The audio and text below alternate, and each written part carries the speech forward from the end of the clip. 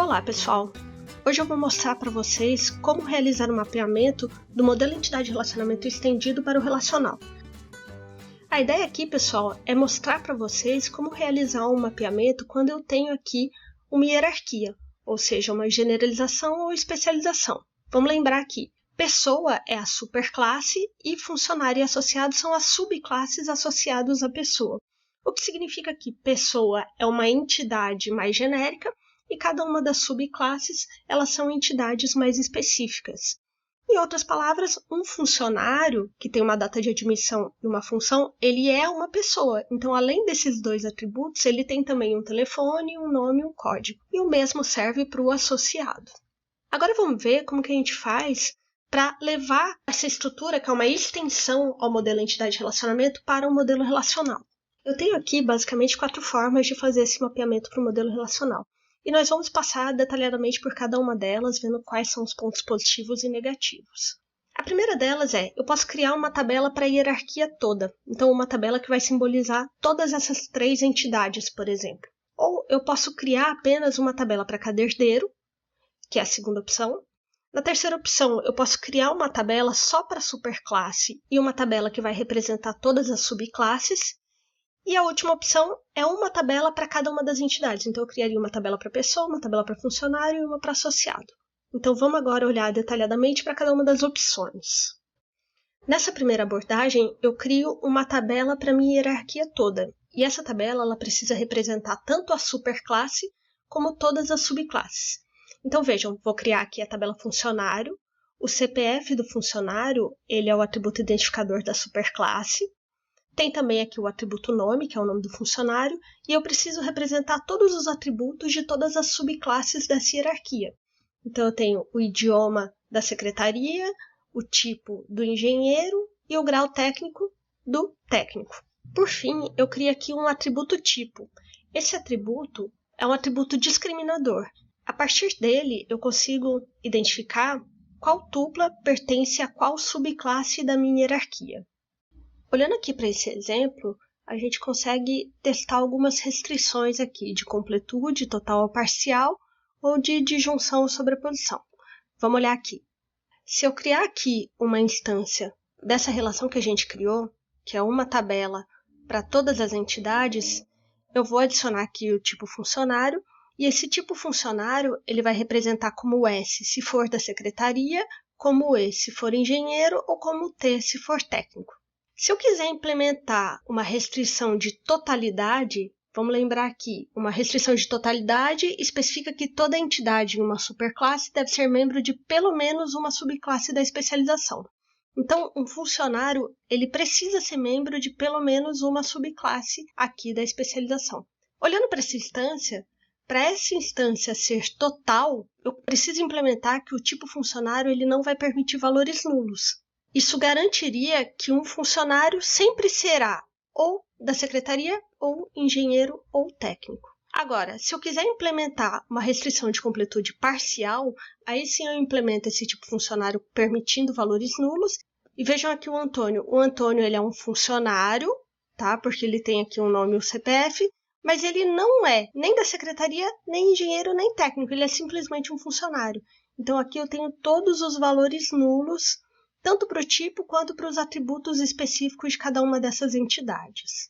Então, relembrando aqui a restrição de completude, quando ela é parcial, uma entidade ela pode não pertencer a qualquer uma subclasse da sua hierarquia, e é justo o que acontece aqui com o Antônio.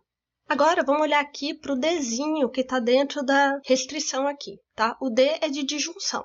Então, esse tipo de estrutura ele vai funcionar somente quando existir uma restrição de disjunção. A disjunção, vamos lembrar aqui, ela é uma restrição que especifica que uma entidade ela pode ser membro de no máximo uma subclasse da sua especialização. Vejam, se ela pode ser membro de no máximo uma, então tá ok eu colocar esse tipo, tá vendo? Porque esse tipo permite a implementação de apenas uma das subclasses de cada vez. Eu não consigo ser ao mesmo tempo da secretaria e engenheiro ou da secretaria e técnico.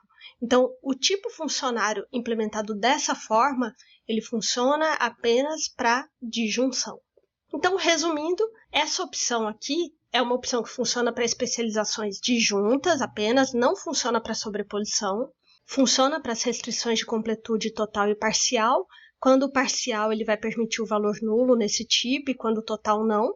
Então você pode travar isso aqui com uma restrição de nulo. Só que o problema que tem aqui é que ela pode gerar várias ocorrências de valores nulos, principalmente se a completude for parcial. Então vejam, um Antônio é de uma restrição de completude parcial. Esse tipo aqui ele permite um valor nulo.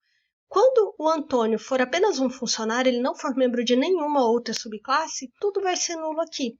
Por outro lado, se o tipo for alguma das subclasses, então ele vai ter aqui um tipo, um valor em tipo, e ele vai ter o atributo daquela subclasse apenas. Os outros vão ser valores nulos. Então, esse tipo de implementação, ele tem alta ocorrência de valores nulos.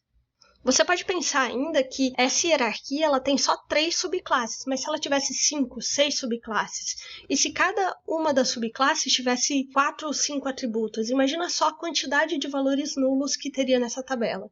Então, é uma estrutura que funciona para completude total ou parcial e de junção, mas ela tem alta ocorrência de valores nulos. Agora, caso eu queira implementar uma sobreposição, por exemplo, eu posso trocar aquele tipo que traria S, E ou T para 3 tipos. Então, eu teria aqui tipo S, tipo E e tipo T. E aí, cada um desses tipos seria booleano. Então, ele traria um valor sempre verdadeiro ou falso.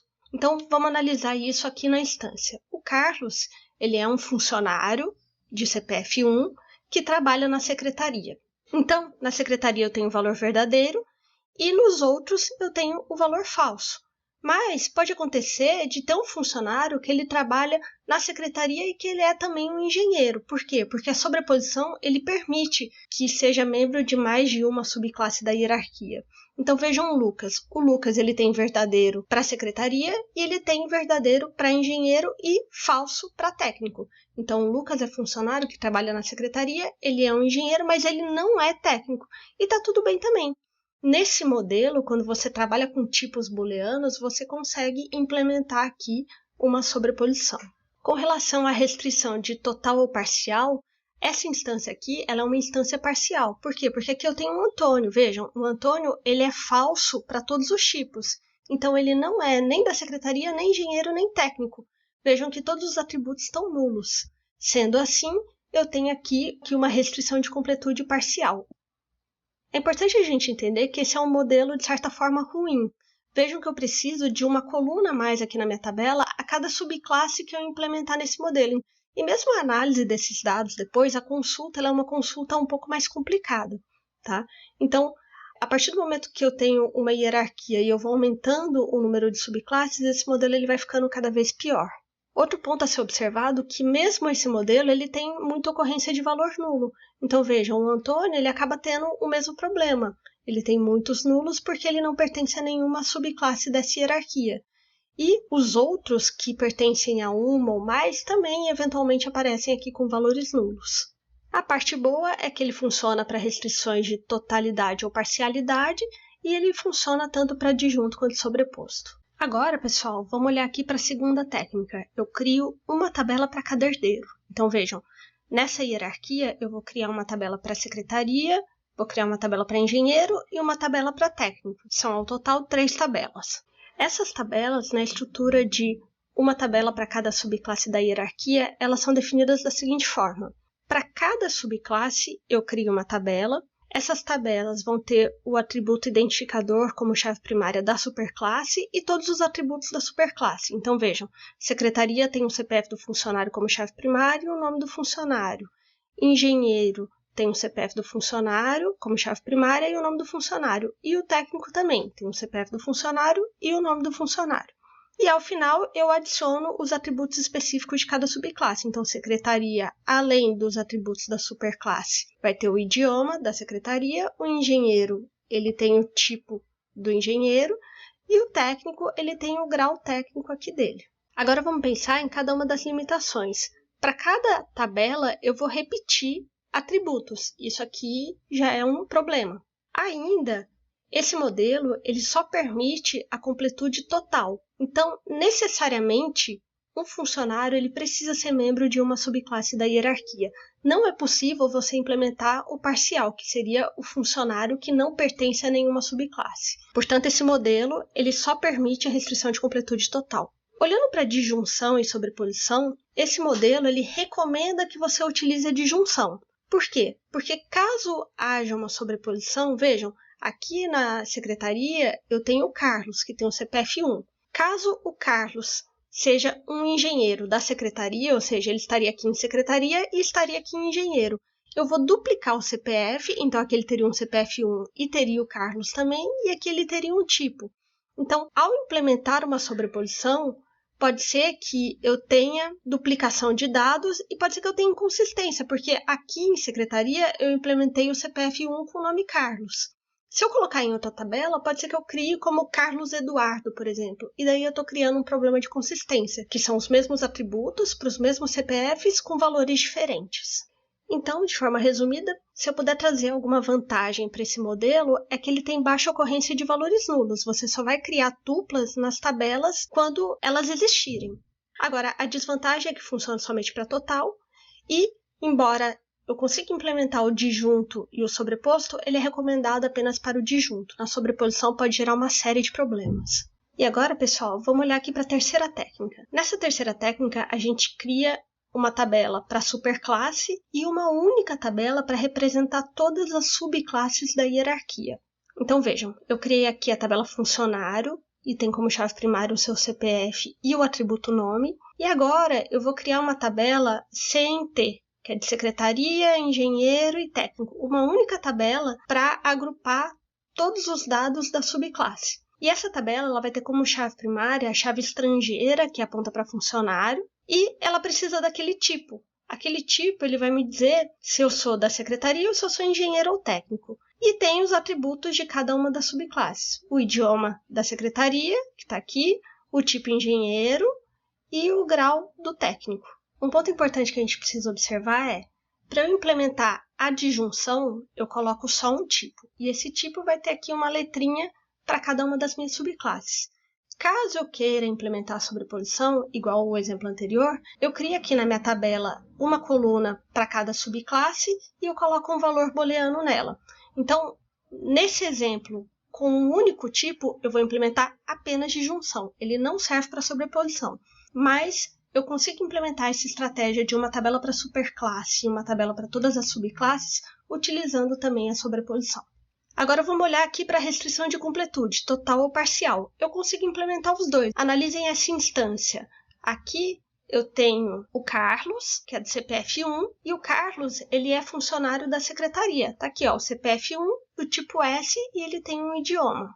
Então, quando ele é membro de alguma subclasse da minha hierarquia, eu estou implementando a restrição de completude total. Caso eu queira implementar a restrição de completude parcial, basta que ele seja funcionário e não tenha dados aqui nessa tabela. Então, eu poderia implementar aqui um CPF 6 de um funcionário qualquer que não tenha uma tupla dentro dessa tabela aqui que representa a subclasse. E aí o funcionário ele seria apenas um funcionário, ele não seria membro de nenhuma subclasse da hierarquia, por isso a restrição de completude parcial. De forma resumida, essa técnica aqui, ela funciona para especializações de subclasses disjuntas apenas, mas eu consigo implementar a sobreposta aumentando a quantidade de tipos, colocando um tipo para cada subclasse, esse tipo seria booleano. Essa técnica, ela pode ser de completude total ou parcial, e ainda ela pode gerar muitas ocorrências de valores nulos. Por quê? Porque quando ele é disjunto, ele é membro de, no máximo, uma subclasse da hierarquia. Então, ele vai popular somente o atributo daquela subclasse. Os demais eles vão ficar com valor nulo. E à medida que eu aumentar esse número de subclasses, eu aumento a ocorrência de valores nulos. Por fim, a última técnica que nós vamos ver hoje é uma tabela para cada entidade da hierarquia. E essa, pessoal, sem dúvida, é a melhor técnica.